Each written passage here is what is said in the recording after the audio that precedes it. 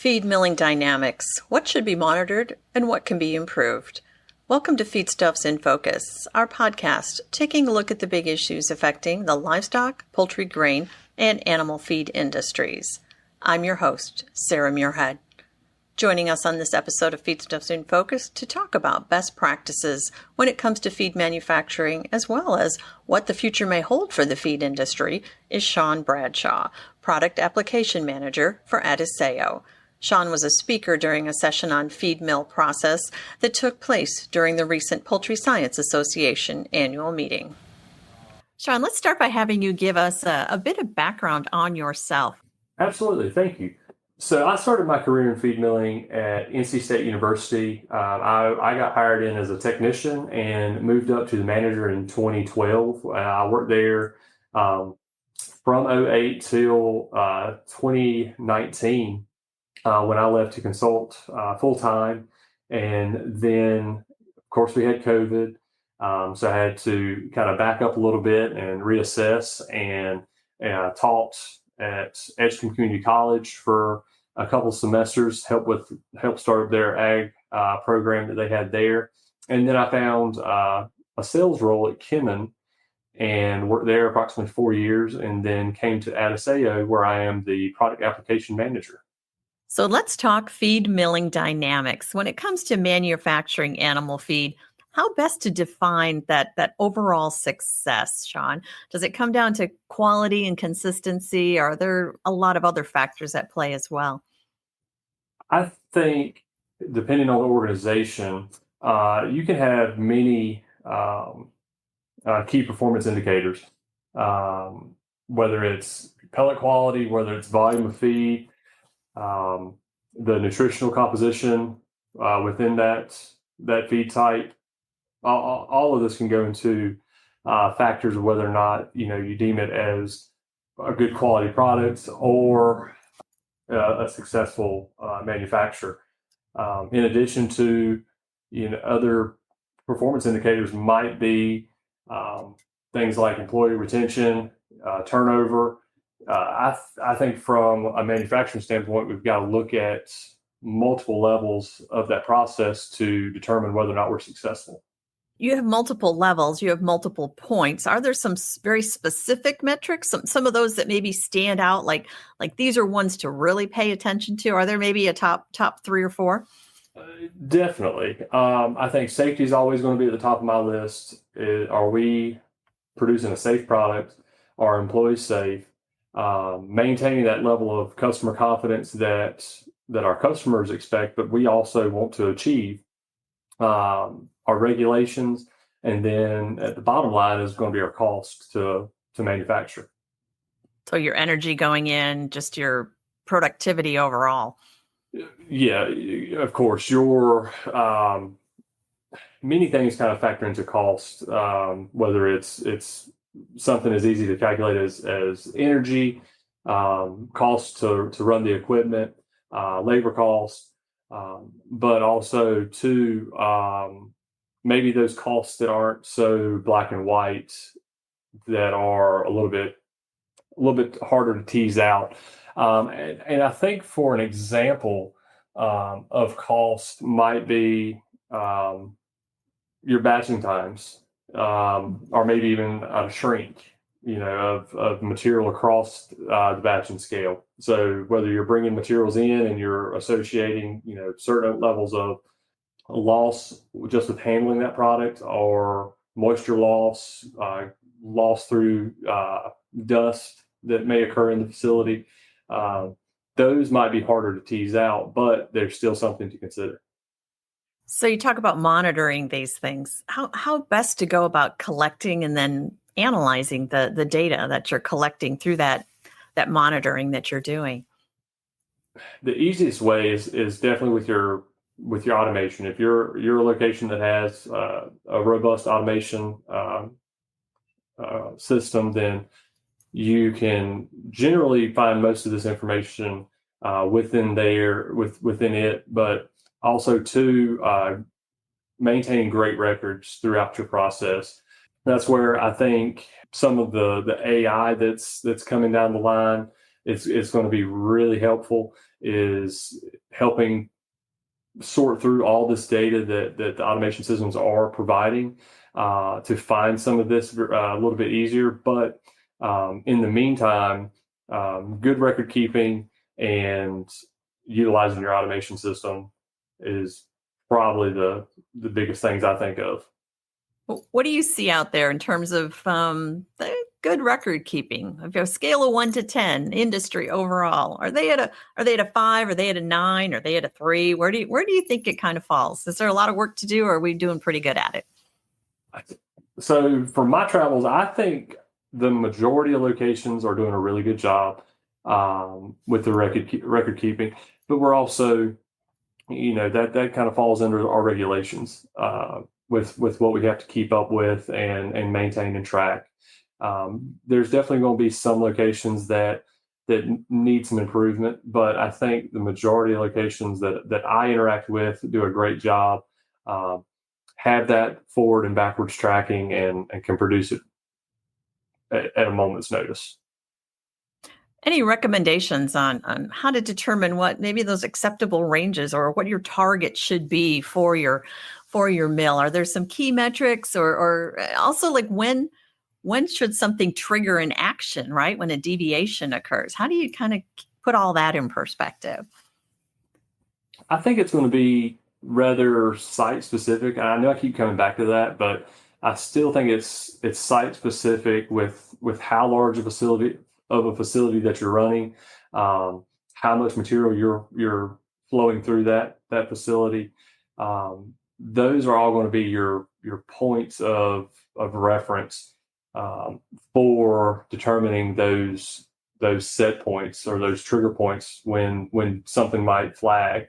If you're a larger facility that's utilizing a high volume of material, you might have a tendency to skew it a little bit higher. Maybe I've seen that go. Because some people use like a standard 1% or 1.5% of shrink, but when it's that, if it's that large of a facility, then you might want to look at that closer.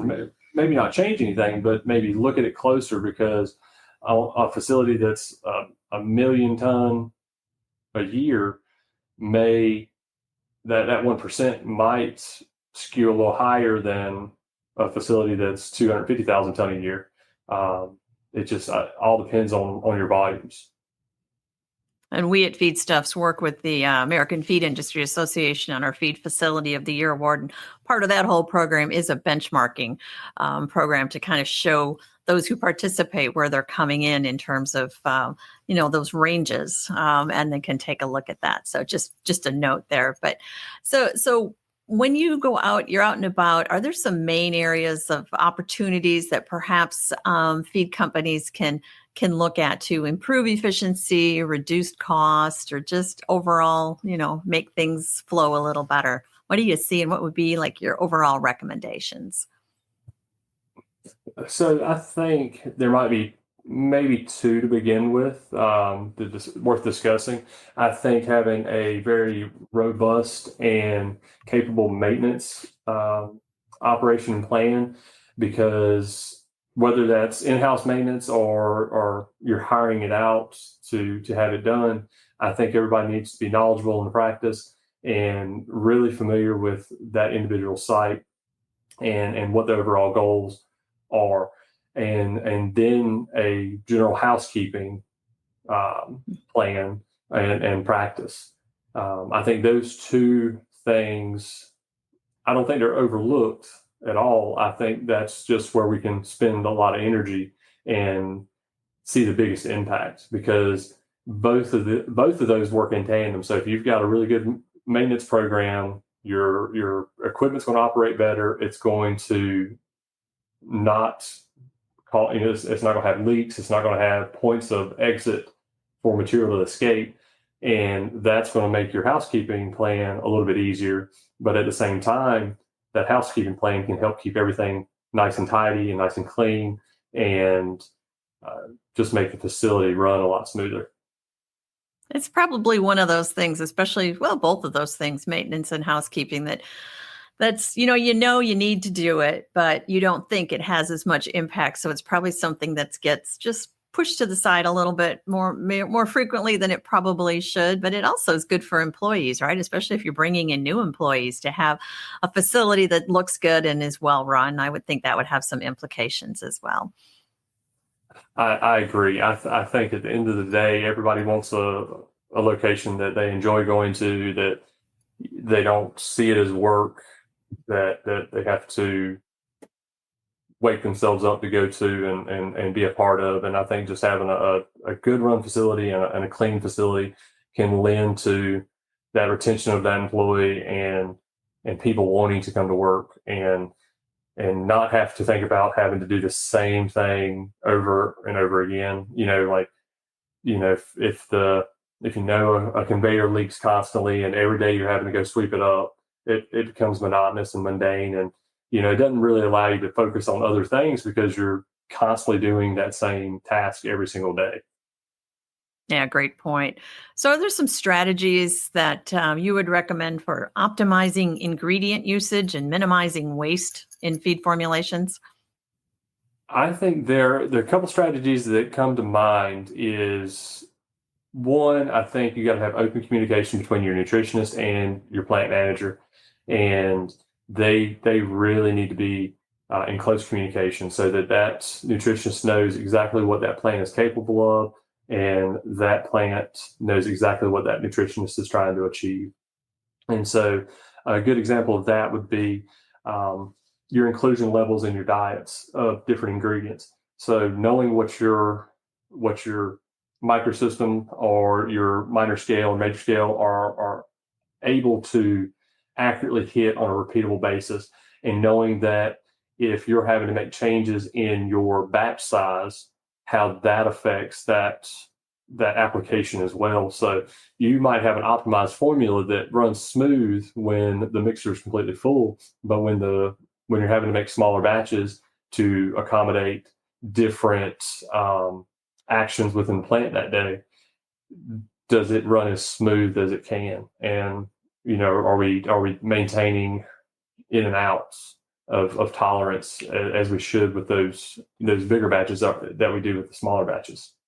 What about addressing the ongoing challenges of rising raw material prices, and how do we make sure we're getting that best cost effective production? I think it's maximizing your equipment. So if you've got an 8-ton mixer, then 8 tons is what it should be making. And at the same time, I say that I think it's common that we say 8 tons, but do we truly know the cubic foot of that mixer? And are we overfilling it or underfilling it based on that? Because our densities are going to change depending on our ingredients. And if our formulas change, how does that affect our feel in our mixer so that we're adequately mixing and sending out a homogeneous batch repeatedly throughout the day? Moreover, just making sure that the ingredients that we're receiving, that we're able to utilize them all, that we're cutting down on that waste, that we know there are potential carryovers in different spots throughout the meal, that we give it adequate time to discharge, that we're not causing us any extra stress with potentially mixing ingredients, making sure everything's going where it's supposed to go, and not having that carryover between those ingredients. Employees play a big part in all of this too, right? So you need some good training and some good buy-in from employees, I would say. And again, I think that's what it comes back to. That you've heard me talk about keeping those employees, retaining those employees, because we know we've got good employees, and we want to keep them because there's a cost to bringing in a new employee and training that employee. So let's keep the employees that we have and already put that investment into, and utilize them the best we can. So let's take that crystal ball out. How might the feed industry go about leveraging technology like the automation, the robotics, the AI, the IoT to when we look at improving, say, efficiency, traceability, sustainability in the future? Have you given that any thought? I think that's what's going to be the most exciting thing coming into the feed industry in the next 5 and say 10 years is what is happening with technology. I think there's so many components within the feed mill that are on the cusp of being linked together, whether it's batching with NIR, your feed delivery with automatic delivery with self-driving trucks, potentially with on-farm inventories. And that way you have that communication all the way to the farm, linking the batching system. So you're making you're reducing the amount of you're reducing the changeovers in a day because you have an accurate depiction of what is happening on farm with the inventory. That's what I see is, and at the heart of that's going to probably be your automation system within that meal, and that's where I think some of the biggest things are going to happen is there, and the decision maker is what's going to be coming out of the AI. Just on what I see in my travels is where the key will be. Because we have people in place now that are making those decisions, but they might not see the big picture. And so giving the full reign to the AI that sees everything and is pulling all those data points all at once, that's going to be I think the biggest change that we see coming up. We talk about them from the feed plant to the farmer, to the rancher. What about from the feed plant to the ingredient supplier, such as Adisseo? Do you see some automation advances there that might just kind of improve efficiency or minimize any kind of risk for the mill? I think that's another great point, because I think so many times we continue to think about, from at least from my perspective, I'm always thinking about the customer. So I'm thinking about what the customer can do, but the other side of that is exactly that is what we can do for the customer. And we currently manage inventories and help with deliveries and schedule all that, but is that going to become more and more of an automated process? Potentially so. It's again that key piece of decision making is what the AI is going to bring. That is then scheduling routes and scheduling trucks and potentially deliveries as well, and whether those deliveries are automated or still manned, human operated. I think it's going to be left up to time, but I think being able to reduce that risk of cross-contamination, having more traceability, so that when you get to the feed mill or get to the manufacturer, you have some way of making sure that the product that you're unloading is going where it's supposed to go. Because I think some of that's still human error. With any kind of crossover contamination that we're having now, you still have people that may or may not choose the right location, even though it's properly identified. That's where we can minimize that risk and ensure that product goes in the right bin every single time. Exactly. A little drone delivery, huh? I think there's going to be a significant investment in drones at that point, but I think my favorite quote is Henry Ford. And if he would have asked people what they wanted at the time, they would have said a faster horse. He gave them a car. Mm-hmm. Yep. Yeah, you got to think out of the box. There's all kinds of opportunities and challenges, but also a lot of opportunities. So yeah, it'll be interesting to see how things evolve, especially, the feed industry's been doing things. There's been some innovation, but a lot of times it's just been doing the same thing over and over again for a number of years. That's my view. I don't know if you share that view, but I think there's a lot of things that some of this technology can bring to the industry. I definitely do. I think technology is going to be what advances us the quickest and potentially the furthest. And I think it's going to happen for some. That's going to happen rather rapidly.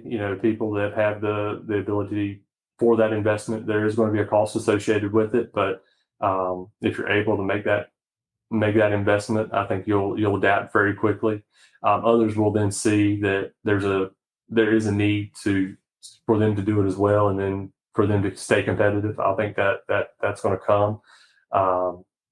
But I do think this will be the most exciting time we've had, probably in the last 60, 70 years. Because like you said, I mean, and I don't want to, kind of outstep my bounds, but I think we've kind of been at a point of just getting bigger. It's more singular locations, kind of bringing things back under one umbrella, larger plants, and more distribution. But like you said, we've really not changed much of how we've done things. We continue to mix wholesome ingredients and make a wholesome product, and we've done it a lot with having to adjust our labor practices, whether it was in the beginning with many employees, and now those employees are harder to find. And I think that's going to continue to be a challenge of finding people to staff these locations and staff these plants and have that knowledge and that know-how, because we are losing a knowledge base. We have people that have worked in these facilities for many years and are taking institutional knowledge with them, and it's hard to replace that. You just can't get that back in some cases. So how do we maintain that continuity for the next 20 years, 30 years, when we know people are going to, maybe job hop's not the right word, but move from location to location and not have that long-term career in mind with that facility. Mm-hmm. Well, in every facility I've been in that has the stacking robot, for stacking those pallets, the team is just like, yeah, we need this, or if they don't have it, they want one. So there's an example of technology that's been implemented in the last, 5, 8, 10 years, and it's very well accepted and very welcome, I would say. Absolutely. And I think, and as you see with the robots, it's a great example of technology that was relatively expensive. Everything's relative, right? I think it was relatively expensive in the beginning, and as that technology has been there and has been able to really hone in on its application, it's become more competitive and price-wise for those manufacturers to implement. And I think other advancements are going to probably see that same application as well. Things will be very expensive up front and initially, but as you have competition and people adapt, it'll equilibrate and people will be able to utilize it and adapt it more. Exactly. Any key takeaways to leave our audience with here today, Shawn? Yeah, I think a couple of key takeaways would be that we can see the technology on the horizon and what the potential is for adaptation and what our uses are going to be. But until that point, we need to make sure that we are utilizing our key practices the best that we can, and we're utilizing our people the best that we can, and really stepping back and monitoring what we're doing and honing in on our best practices, our CGMPs and our other items like that, so that we can continue to make a wholesome product and continue to serve our customers. Our thanks to Shawn Bradshaw of Adisseo for sharing his insight with us here today. I'm Sarah Muirhead, and you've been listening to Feedstuffs in Focus. If you would like to hear more conversations about some of the big issues affecting the livestock, poultry, grain, and animal feed industries, Subscribe to this podcast on your favorite podcast channel. Until next time, have a great day and thank you for listening.